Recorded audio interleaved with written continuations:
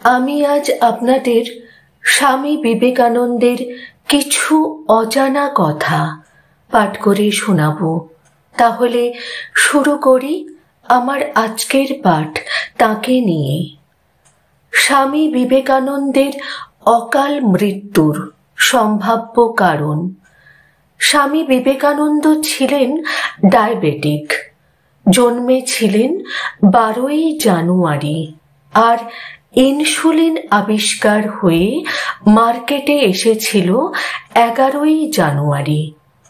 তবে দুঃখের ব্যাপার হলো দুটো ঘটনার মধ্যে তফাৎ ছিল প্রায় 50 বছরের।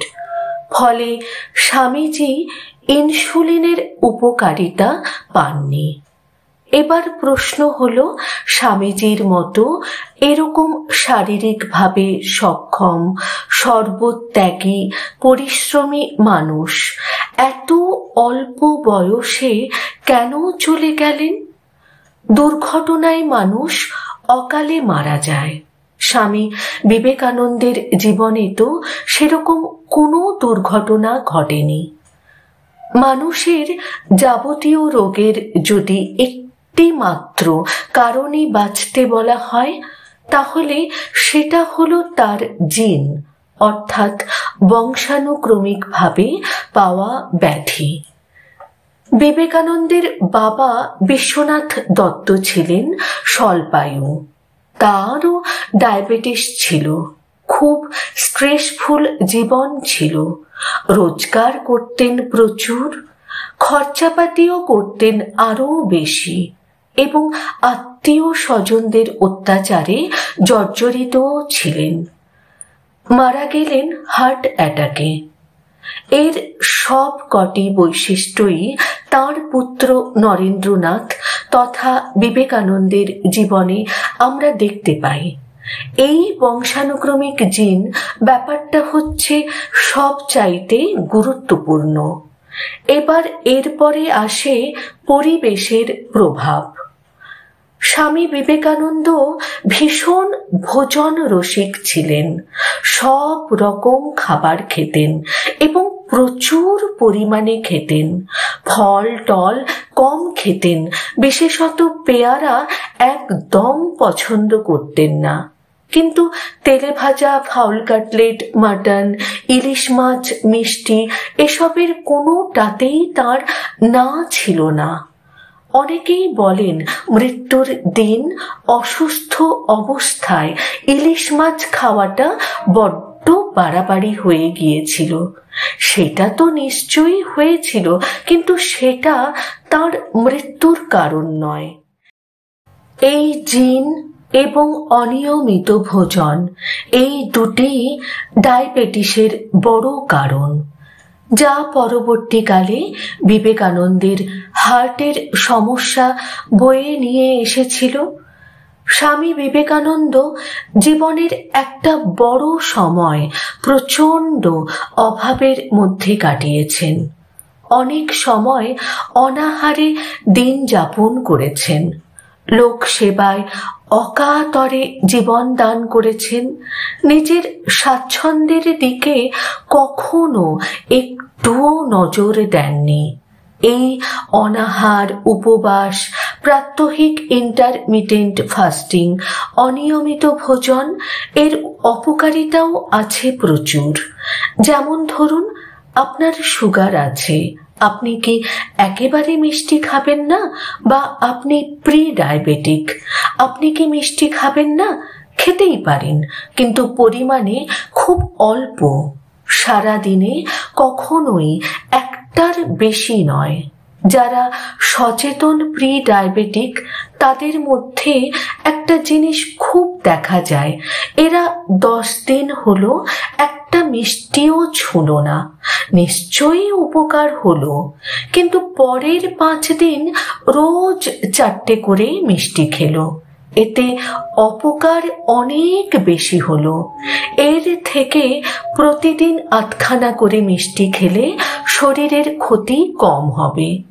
এবার লক্ষ্য করলে দেখবেন স্বামী বিবেকানন্দ যবে থেকে ডায়াবেটিক হলেন সেই সময় থেকে তার খ্যাতিও খুব বাড়তে থাকলো। খ্যাতির সাইড এফেক্ট হলো পরিশ্রম কম হবে, ব্যস্ততা বেড়ে যাবে, ফলে সুগারের অত্যাচারও বাড়তে থাকবে। এই জন্যেই এখনকার ডায়াবেটোলজিস্টরা বলেন, বেশ আপনি সুগারের পেশেন্ট, ঠিক আছে, মিষ্টি 8খানা খেতেই পারেন, কিন্তু রোজ 8 ঘন্টা হাঁটা যেন বন্ধ না হয়। সেই সময় ওষুধ সেরকম কিছু ছিল না, ইনসুলিনের তো প্রশ্নই ওঠে না। যা চলতো তাকে টোটকার বেশি কিছু বলা উচিত নয়। খুব স্বাভাবিকভাবেই বিবেকানন্দের ডায়াবেটিস ছিল এখনকার ভাষায় আনকন্ট্রোলড। আর তা যে রোগীটিকে নিয়ে এলো তার নাম ডাইলেটেড কার্ডিয়ামায়োপ্যাথি। অর্থাৎ এতে হার্টের চেহারাটা থলথলে হয়ে গেল। আমাদের হার্ট তো বেসিক্যালি একটা পাম্প, সে যত সুন্দর মাস্কুলার থাকবে তত ভালো পাম্প করবে, কিন্তু সে যদি এলিয়ে যায় তাহলে সে কি আর সেরকম পাম্প করতে পারবে? কখনোই পারবে না। শরীরে সব জায়গায় প্রয়োজনীয় অক্সিজেন যাবে না, উল্টে হাতে পায়ে জল জমতে থাকবে। মুখমণ্ডলের যে টানটান ব্যাপার সেটা চলে গিয়ে একটা ফোলা ফোলা ভাব চলে আসবে। স্বামী বিবেকানন্দ নিয়মিত ধূমপান করতেন। তখন জানা ছিল না, পরবর্তীকালে আমরা সবাই জানতে পেরেছি। ধূমপানের জন্যেও আপনার সুগার থাকুক বা না থাকুক হার্টের রোগ হয়েই থাকে। দীর্ঘদিন অনিয়ন্ত্রিত সুগার থাকলে কিডনির সমস্যাও দেখা দেয়, যা স্বামীজির ক্ষেত্রেও দেখা গিয়েছিল।